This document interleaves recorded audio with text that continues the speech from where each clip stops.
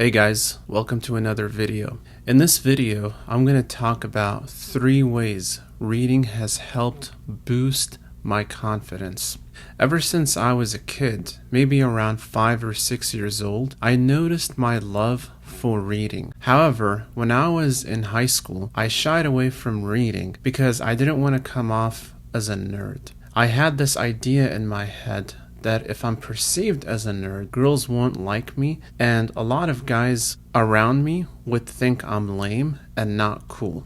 It was too bad, because looking back on it now, I would have been much further ahead today if I didn't let that thought get to me. So, what are the 3 ways that reading has boosted my confidence? Here they are. Number 1, it made me a better conversationalist. A lot of people, like me, struggled with making conversations with others. They oftentimes complain about their inability to keep up a conversation and just freeze after 5 minutes of small talk. This problem has only intensified ever since social media became one of the main parts of our lives. Social media, especially apps like TikTok and other short video formats on other sites, have made it easy to have a short attention span. Any videos that don't capture your attention in 3 seconds or less are immediately swiped away from, which is a huge misfortune given the fact that most people aren't impressive anyways in the first 3 seconds. When you read, you have a lot to talk about,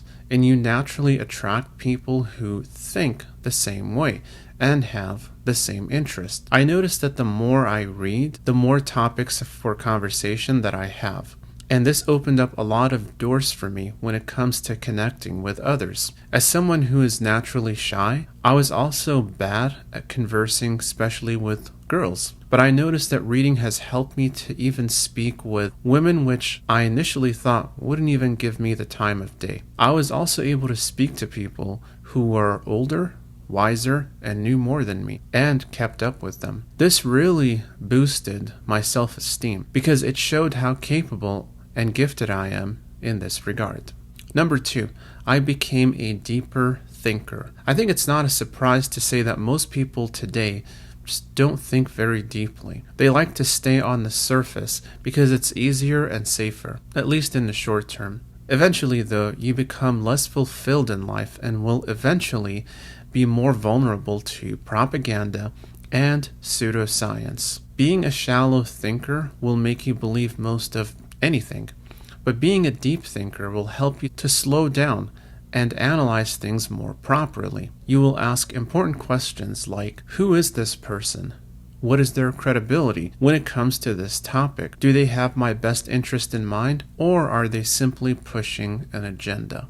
Reading has helped me to peel the layers of concepts that seem simplistic on the surface, but in reality contain a lot of depth and nuance. For example, take politics. A lot of people are diehard Democrats or diehard Republicans, but very few people in those camps are actually able or willing to listen to the other side, especially on points of disagreement, and empathize with the other person to understand where they're coming from. They just want to be right and defeat the other side, which is a sign of shallow thinking. Speaking of empathy, though, number 3, it helped me to be more cognitively empathetic. I think it's important to be empathetic, in the right way of course, towards those around you, especially in a society that is seemingly getting colder, less empathetic, and overall less emotional. Because of the fast pace of our current society, many people today lack emotional awareness of their own actions and how they can negatively affect those around them. Many are just content to be selfish and only focus on their own needs. But a healthy kind of empathy counters this. If we live in a society where more people are empathetic, we would have less aggression, less violence, and more unity. This is something that reading has helped me to do. Before I would read very much, I was emotionally numb and not very present in the moment. Granted, I never struggled with the typical stuff many people seem to have struggled with, whether it's drugs, alcohol, promiscuity, smoking, etc. But I still felt like I wasn't living up to my full potential. I needed to learn how to master my own thoughts because those were my worst enemy. Through reading and being more self-aware, I became more capable of empathizing correctly with others, and that in turn made me a better person. So that's it for this video. If you like this content, make sure to give it a thumbs up, subscribe, comment, and share to get notified about more videos like this one. Thank you for watching, and see you in the next video.